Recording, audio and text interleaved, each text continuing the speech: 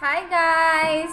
Welcome back to my vlog. So for today's video is sasamahan nyo naman ako ulit sa aking lunch. So ayan, ito po yung akong lunch. Ito po yung rice ko.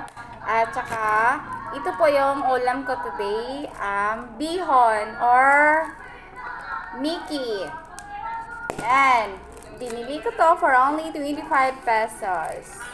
Hindi na ako lumabas sa office guys kasi mainit na yung panahon sa labas. So, iyan, kakain na po tayo ng ating lunch.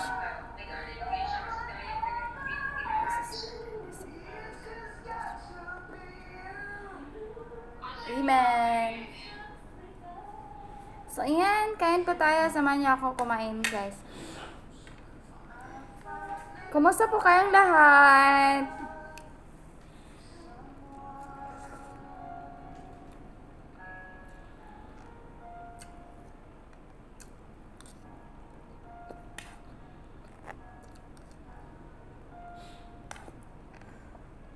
Kumusta po?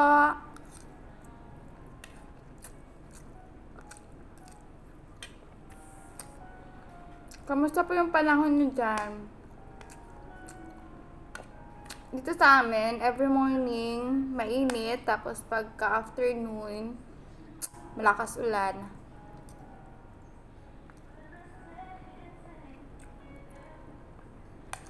Kaya yon, maraming magkakasakit na mga friends ko.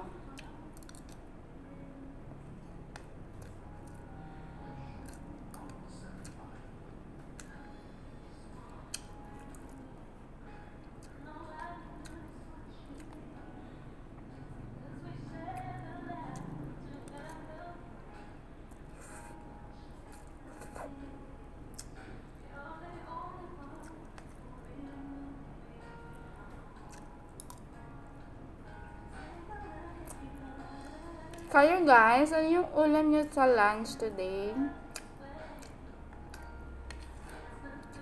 Since mapapanood nyo naman itong vlog ko is hapon, so ano yung lunch nyo kanina?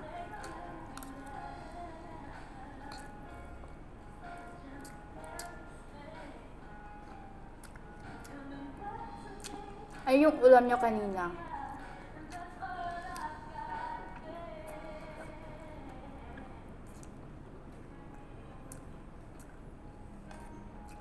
Ako masaya na ako sa araw. Kahapon yung ulam ko kahapon is ay hindi pala ako lumabas kahapon so wala akong ulam. So meron akong coffee. Ang trip ko kahapon, yung coffee, tinimpla ko. Tapos may isang Tupperware ako na kanin. Yun na lang, minix ko siya para na siyang ginawa kong lugaw. Lugaw, pero coffee.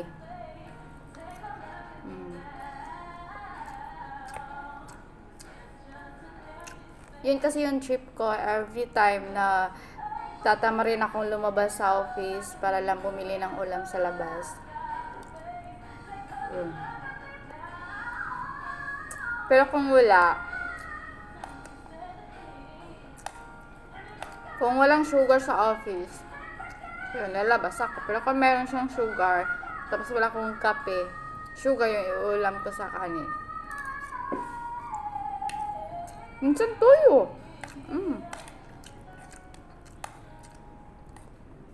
Hindi naman nagbabago yung taste ko since then. Yun, inuulam ko minsan is tuyo. Nung bata ako, yung ulam ko noon is asin. Nakatry ako noon. Ngayon, ganun pa din, pero minsan na lang. Kasi alam nyo guys, hindi naman sa nag-i-improve tayo sa ating buhay. Kailangan mo talagang kumain ng masasarap na pagkain. Alam mo, meron kasi mga kumbaga appetite. Kung wala kang gana, yun. Yun kasi talaga yung ginagawa ko every time na kapag walang gana ako kumain ng ulam. Tapos, parang, ayoko kumain ng ulam. So, yung trip ko is, bibili ako ng mangga sa labas, ng manggang hinog. Yun yung gawin kong ulam. Minsan, ang ginagawa kong ulam is yung saging. Saging na lakatan. Ayoko ng tundan. Kasi di ko type yung lasa. Yung lakatan lang yung nakubet ko. Tapos, minsan naman, kapag, kahit masarap yung ulam, guys, mawawalan ka talaga ng lasa, or hindi naman sa may sakit ka, Parang, kung sa Bisaya pa, sumol na siya, so yun. Kaya minsan, pag di ko trip talaga kumain ng rice, naglalawoy ako ng gulay, ng iba't ibang klaseng gulay. Kalabasa, sayuti, talong, tsaka balatong, yun, ilalawoy ko siya. Tapos yun lang yung kakain ko, 1 cup, yun, isang yahong. Okay naman yun kasi masustansya yan. Ang importante, kumain ka talaga. Kasi hindi naman talaga ako mahilig sa junk foods. Minsan lang ako kumakain ng junk foods kapag may manlibre sa akin.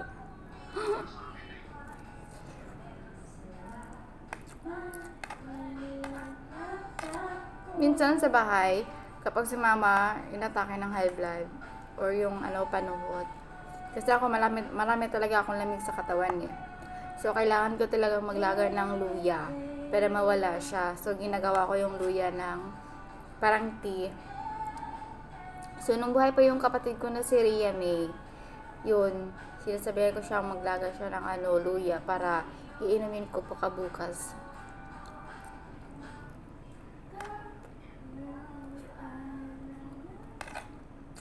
Kapag feel ko na talaga na marami akong lamig sa katawan. Kasi hindi talaga maganda sa, lalo na sa babae. Hindi talaga maganda sa katawan ng babae kapag maraming malamig sa katawan mo. Lalo na kapag nagkaroon ka ng anak, dumaan ka sa ganun. Pagbubuntis, bawal yun.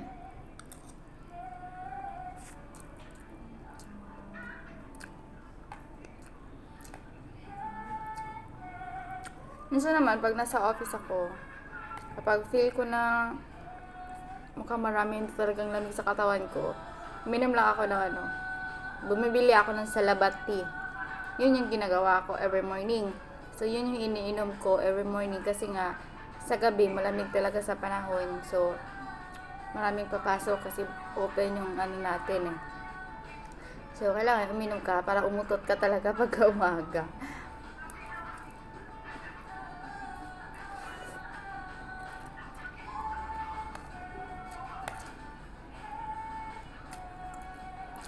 So, kung umabot ka pa dito sa aking vlog, kung andito ka pa, please naman pa-subscribe naman ng channel ko, pa-share na din, and of course, pa-comment din dyan sa comment section para mabalikan po kita. Pasensya ka na ha, kung matagal ako makapagbalik sa'yo sa comment section mo o sa comment mo, basta ang importante, makikita ka to doon at saka, kahit matagal, mapupuntahan din kita. So, yun lang. Tapos, kung taga-Team Suino ka naman, huwag niyong kalimutan lagyan ng T Suino or Suino yung sa huling sentence natin, mga ate at kuya. And of course, sa ibang mga supporters ko, YBZ, mag-comment lang kayo dyan at babalikan ko po kayo. Hindi man agad-agad pero basta babalikan ko kayo. Yan lang, kasi busy kasi yung host nyo eh. Busy sa work. Busy sa life.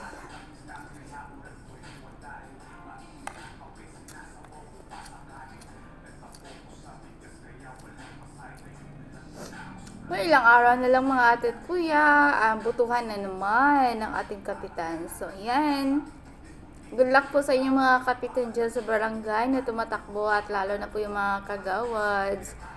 Good luck sa inyo! Tapos, yung mga SK chairman, SK kagawad, good luck po sa inyo guys. Sana manalo po kayo at sana tuparin nyo po yung mga pinangako nyo po sa mga kabarangay nyo.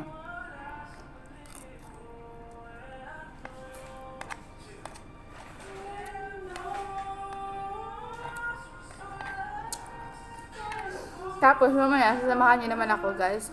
Depende kung magbili ako ng merienda mamaya. Pero kung hindi naman ako mabibili merienda, hindi natin ako mag-vlog. Kaya shout out po sa lahat. Shout out po sa inyong lahat na andito po sa aking vlog today.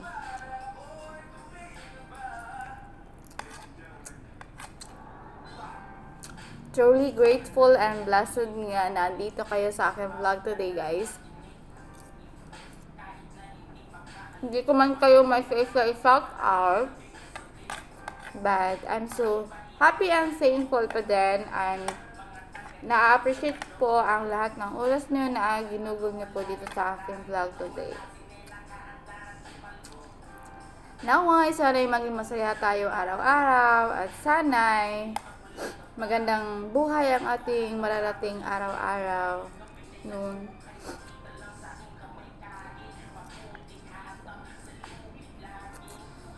Hindi kagaya ko, pinipilit naging okay. Kahit hindi naman okay, yun lang.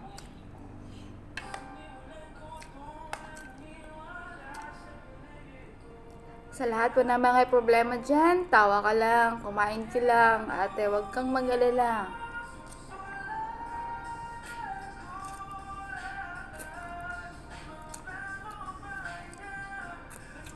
Kasi lahat ng pasanin natin, merong kaakibat na solusyon.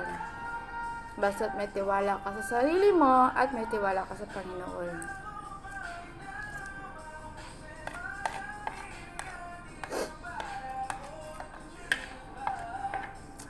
At malapit ko na pala naubos yung pagkain ko.